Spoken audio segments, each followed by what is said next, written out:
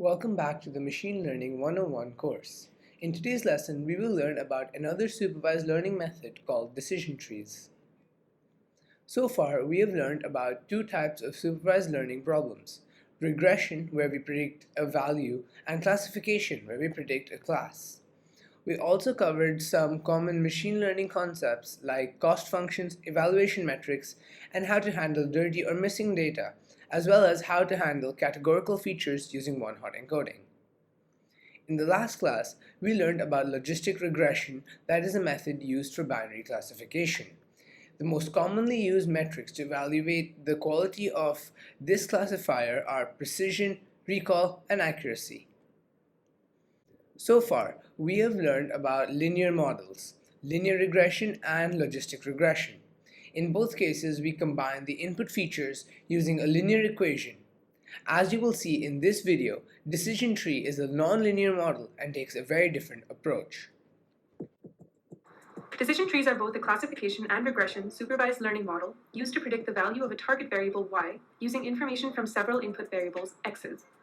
As the name suggests, the model is visually represented as an upside-down tree-like structure, with the dataset being broken into smaller and smaller subsets as the tree grows. Each internal node or decision node contains a simple yes or no question to be answered about a particular x variable. Based on this, the tree splits into branches, one branch representing yes and the other no. At the end of each branch is another question. This recursive process continues, and the tree gets deeper and wider with each decision made until it ends in a leaf node that makes a prediction. Let's take an example dataset. We have the y variable, whether a state is red or blue, and we have three x variables: education, income, and racial diversity. Now let's try to construct a decision tree to predict a state's political leaning, that is, red or blue, based on these three variables. You might wonder how decision trees make splits when a variable is continuous or numerical in nature, instead of being a simple Boolean true or false. The answer is very simple. Under the hood, we create multiple variables that represent splitting the continuous variable at different thresholds. These splits are usually made at different deciles or quartiles of that variable. For our case, let's just use the median of each variable as the single threshold. We'll convert these continuous variables into binary or Boolean variables by setting the value equal to false if the value is less than the median, and true if it's greater than the median. These are now Boolean features. Let's now begin creating the decision tree. To create the first decision node, we have to pick a variable to split on.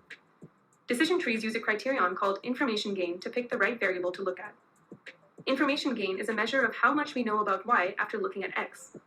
For example, if we were to randomly predict the political leaning of a state having no other information, the probability that the state is red is 1/2.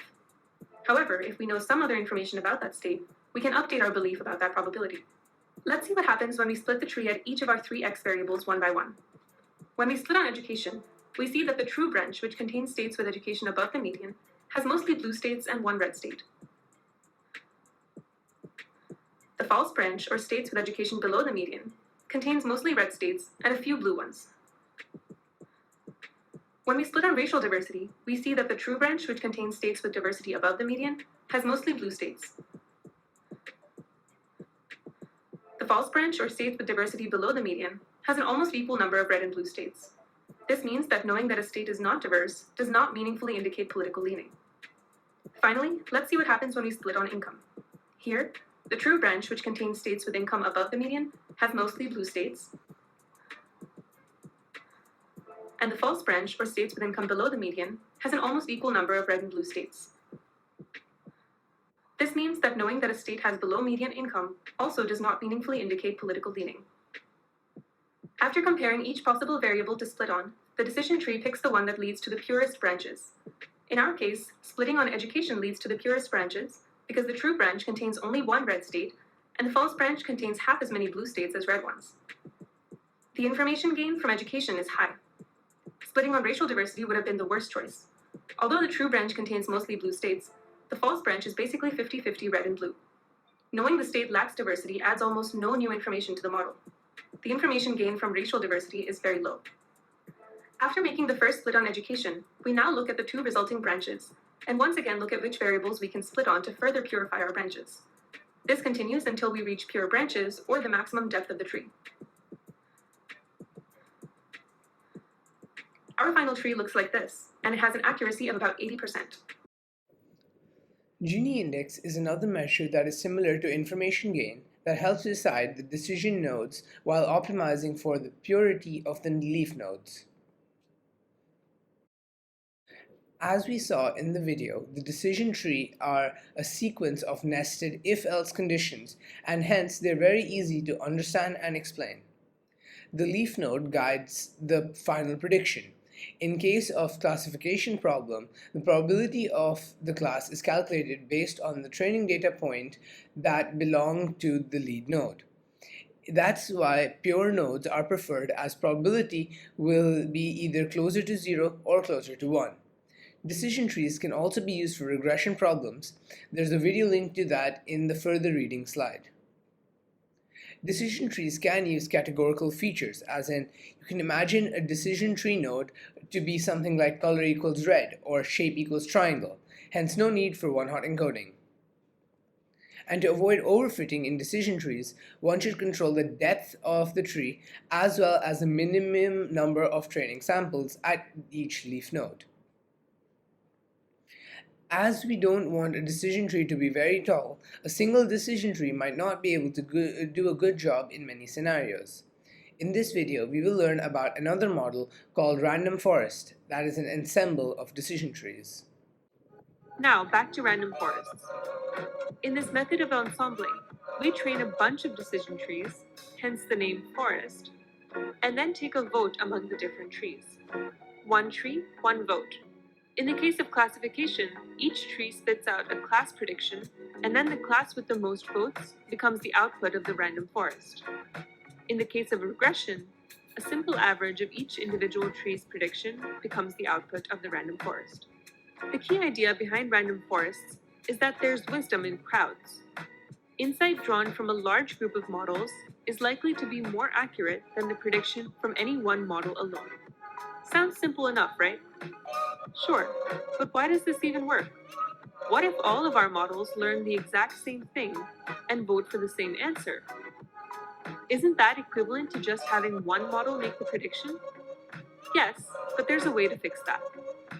First, we need to define a word that will help explain. Uncorrelatedness. We need our decision trees to be different from each other. We want them to disagree on what the splits are and what the predictions are. Uncorrelatedness is important for random forests. A large group of uncorrelated trees working together in an ensemble will outperform any of the constituent trees. In other words, the forest is shielded from the errors of individual trees. So how do we ensure our trees are uncorrelated? There are a few different methods to do this. As you learn these methods, try and see if you understand what makes a random forest random. The first method to ensure uncorrelatedness is called bootstrapping. Bootstrapping is creating smaller datasets out of our training dataset through sampling. Now, with normal decision trees, we feed the entire training dataset to the tree and allow it to generate its prediction. However, with bootstrapping, we allow each tree to randomly sample a subset of the training data with replacement, resulting in different trees. When we allow replacement, some observations may be repeated in the sample. In our dataset, we have 1.88 million wildfires, but we're only going to show, say, a random 25% subset of those to each of our trees. As a result, these two trees sampled from the same dataset, but ended up with two very different training sets. Using bootstrapping to create uncorrelated models, and then aggregating their results, is called bootstrap aggregating, or bagging for short. The second way to introduce variation in our trees is by shuffling which features each tree can split on. This method is called feature randomness.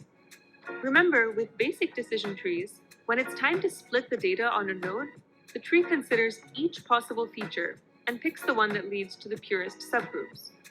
However, with random forests, we limit the number of features that each tree can even consider splitting on. For example, consider the two trees shown here. The first one only sees the location and size of the wildfire, while the second one only sees size and date. As a result, the two trees learn very different splits. Random forest is a collection of decision trees, Each tree is trained with slightly different training data, hence each decision tree is expected to be different. The idea here is to combine a group of weak learners to make a single strong learner. There are many other popular machine learning methods for supervised learning. In this course, we will cover KNNs and neural networks. You can find video links to learn about some of the other popular methods in the further reading slide. KNN is one of the simplest supervised learning model. Actually, there's no learning involved. Enter k-nearest neighbors. K-nearest neighbors, or KNN for short, is both a classification and regression method that is based on the simple premise that data points that are close to each other tend to have similar values or outcomes. For example, if all your neighbors have cars, then it might be a good guess to think that you also have a car. Mathematically speaking, in order to predict the outcome of a particular point, KNN picks k of the closest data points to that point and averages their outcomes. For example, let's hop back to our movie dataset and pick a movie whose MPAA rating we want to predict. Bombshell is a 2019 drama about three women at Fox News who set out to expose the network's CEO of sexual harassment.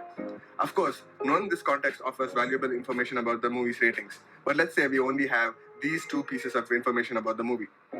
Before we make any predictions, let's take a step back and look at our axes. Because KNN relies on the Euclidean distances between points, one important step of this process is to make sure our axes are scaled appropriately. We want the vertical distances to matter just as much as the horizontal distances. In our case, we scale up the IMDb ratings and scale down the box office earnings such that both axes have a range of about 50 points. It's very important to scale your axes each time you use KNN. Now back to Bombshell. As you can see on the x-axis, it's received an audience rating of 6.8, and as we can see on the y-axis, it has grossed $60 million. KNN looks for the k nearest neighbors. In this case, let k equals 5. The 5 closest movies are R-rated Longshot and Midsommar, PG-13 rated Judy and Harriet, and PG rated A Beautiful Day in the Neighborhood. KNN then takes a weighted average of those 5 ratings, with movies that are closer on the graph to Bombshell getting a higher weight than those further away.